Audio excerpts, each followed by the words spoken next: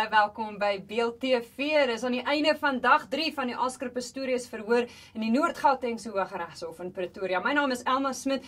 Vanaand bespreek ons 'n groot verskeidenheid sake, maar ons wil eerstens by jou weet op beeld.com se Facebookblad het ons vir jou 'n vraag gesit en 'n opname, 'n meningsopname. Ons wil weet, sal jy kan onderskei tussen die klank van 'n geweerskoot en 'n cricketkolf? Laat hoor van jou. Paulie van Wyk kom aan die einde van die program in om te gesels. Wat was die getuienis van die dag gewees in jou opinie? Definitief Kevin Lerena se. En wat het alles daaruit voortgesprei? Die sterkste wat uit sy getuienis gekom het, was die feit dat Oscar Pistorius, hy sê Oscar het vir 'n ander vriend van hulle, Darren Fresco, gevra om die skuld op hom te neem vir 'n skoot. So volgens Lerena is dit 'n uitgemaakte saak dat Oscar die skoot afgevuur het. Wat was jou persoonlike indrukke van hom toe jy met hom daai onderhoud gaan voer? Wat se tipe ou is hy? Weet jy wat interessant was vir my is, ek meen toe ek nou vandag in die hof sit en so na hom kyk in die getuiebank, hy het baie goed oorgekom. Hy's mos 'n sterk, fors man, breë skouer, bokser, en hy lyk baie ouer in die getuiebank as wat hy is. Hy mense sal nooit dink hy's maar net 21 nie. Hy's net 21. En wat my opgeval het toe ek die onderhoud met hom gedoen het, is hy's nog baie seunsagtig. Mense sal dit nie sê as jy hom vandag gesien het in die hof nie, maar hy's nog 'n baie jong ouetjie. En dit het my beïndruk. Ek het gewonder hoe hy sou vaar veral onder die kruisverhoor, omdat hy so jonk is. En hy het baie sterk gestaan. Hy het my beïndruk met sy getuienis. I've owned that telephone number for close to 15 years. All my personal and business contacts know me by that number. So I feel my privacy have been compromised severely. Dis natuurlik 'n saak hierdie wat geskiedenis maak op verskeie gronde. Dis die eerste keer wat dit regstreeks gebeeldsend word in Suid-Afrika, 'n hofsaak veral van hierdie aard. En is ook nou die snykant van die feit dat daar hierdie soort geskiedenis gemaak word, is dat baie persoonlike besonderhede in die publieke domein beskikbaar word en daar is ook natuurlik nagevolge vir baie van die ander goed wat hier gebeur.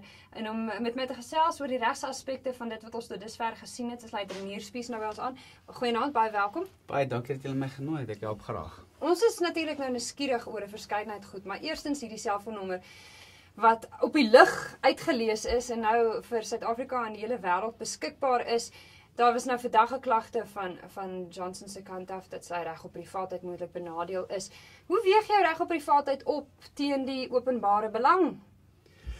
Almal as ons verwys spesifiek na hierdie insident, dink ek moet 'n ou daarom besef dat dit nie die reël is nie. En daar was iewers elders was daar 'n fout. 'n natuurlike ongelukkige fout vir die houer van die selfoon.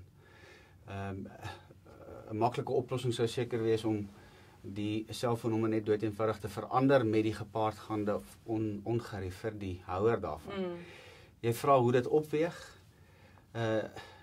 Ek dink in die omstandighede, en dit is hoekom die geleerde regter die bevel gemaak het wat sy het, dat daar beperkte uitsaaiing is, dat sonder die toestemming van die getuies hulle gesigte nie gewys mag word nie, en sekerlik dat enige verdere persoonlike detail oor hulle nie uitgesaai word nie.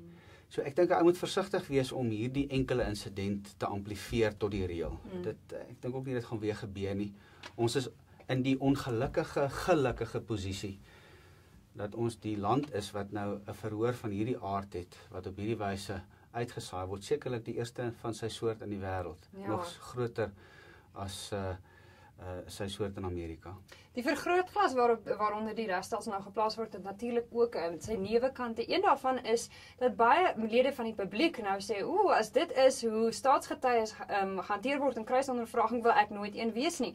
Gaan dit dinge vir die NPA en vir staatsaanklaers moeiliker maak om staatsgetuies in die bank te kry? Ja, dis 'n baie interessante perspektief waaraan ek nog nie gedink het nie, en ek is seker daarvan mense van die media en kenners van sosiale media gaan waarskynlik nog met baie meer probleme vorendag kom.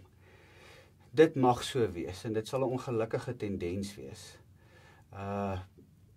Ek kan dink dat mense wie sit en kyk, vanaand se kykers byvoorbeeld, kyk na hierdie verhoor en hulle vorm 'n baie sterk opinie en indruk. Subjektief een. Baie subjektief. Dit is 'n ongelukkigheid. Die feit van die saak is dat In 'n strafhof, in 'n strafverhoor, is daar baie streng reëls van toepassing met die hantering van getuies. So ten spyte van die feit dat dit 'n indruk mag skep, is die regter daar, die staatsaanklaer is daar om so getuie te beskerm. Dat dit onder enige omstandighede 'n onaangename proses is definitief so. Ek hoop in elk geval dat in die toekoms enige persoon wie betrokke is by so 'n saak as 'n getuie die verantwoordelikheid om vorendag te kom en sy deel te doen sal opneem met entoesiasme. Dit bring my nou by die getuies en die vraag wat die getuies doen as hulle nou nie daar in die hof is nie, want daar's natuurlik 'n wagkamer waar hulle wag. Shaw Johnson het vandag daarna verwys dat sy iPad byvoorbeeld in 'n sak was in die wagkamer. Wat doen getuies as hulle daar sit en wag om te getuig? En vir hoeveel dae sit jy nou daar en wag vir jou geleentheid? Ja, maar ek is al klaar bekommerd oor die feit dat jou kykers vir jou sê hulle is nie baie lus om te gaan getuig in 'n hof nie. So ek is versigtig om te sê jy sit en wag. Soos wat jy in 'n dokter se spreekkamer sit en wag vir jou beurt, so sit jy en wag. Dikwels is daar nie eers getuiekamers beskikbaar nie. Jy maak jouself tuis op die bankie buite en jy wag totdat jou naam geroep word. Maar as jy hof toe gaan as 'n getuie, vat maar vir jou 'n leesdingetjie, 'n eetdingetjie en 'n drinkdingetjie saam. Baie lekker praktiese raad daarvan jou. Paulie van Wyk is hierso. Sy is natuurlik die vrou wat die Beeld.com blog behartig, wat heeldag vir jou opdateer oor presies wat in die hof en op die internet gebeur rondom die Oscar Pistorius verhoor. Baie welkom by Beeld TV, Paulie. Jy het natuurlik 'n meningspeiling op die Facebookblad geplaas. Wat sê mense? Ons het vir hulle gevra of dieselfde vraag is wat Barry Roux al die hele dag mee stoei. Gaan jy die klank van 'n cricketgolf teen 'n houtdeur hoor en gaan jy dit dalk verwar met 'n pistoolskoot? Nou ons lesers sê almal omtrent 87% van hulle sê hulle sal weet. Dit is of 'n cricketgolf of 'n geweerskoot. En 13% sê nee, hulle is nie seker nie. Sjoe, ons het omtrent 'n klomp mense met baie selfvertroue wat kyk. Verder is daar 'n baie interessante ek wil amper sê 'n insident. Dis natuurlik vir ons van groot belang op Piers Morgan se program op CNN gewees. Kom ons kyk eers na die video greep en dan gaan ons bietjie praat oor die reaksie daaroor. Whether or not this judge is prepared to find that, I don't know, but that's what this case is going to come down to. It is racial, it is factual, it has nothing to do with the law. Okay, Kelly Phelps, let me just say, I've been to South Africa, thought it was an absolutely wonderful country, I have to say, although there clearly is a lot of crime there, and a lot of gun-related crime. I remember walking through the township of Soweto and thinking it was one of the single most inspiring places I've ever been in my life. Whether or not this judge is... Ek dink my indruk in reaksie op hierdie video en veral die feit dat Piers Morgan en Kelly Phelps albei gereageer het en gesê het hulle distansieer hulle self van hierdie opinie van hom, sê amper meer van hom as van die waarheid daarvan. Wat dink jy daarvan? Wat was die tipe reaksie? Ek dink jy's doodreg. En dit is op radiostasies uitgesaai vandag en Suid-Afrikaners was nogal kwaad geweest hieroor. Ek dink dit is 'n geval van ek kan sê my ma's vet, maar jy mag dit nie sê nie. Dit is so 'n tipe ding wat Suid-Afrikaners gevoel het oor die geweld in Suid-Afrika. Ons bly lekker hier en moenie vir ons kom vertel hoe ons bly as jy in Amerika sit nie. En dan op 'n veel ligter trant was daar 'n foto wat die ronde gedoen het. Ek het dit eers op die Beeld.com blog gesien. Dis definitief een van daai wat natuurlik die ligter kant hiervan insien, hè.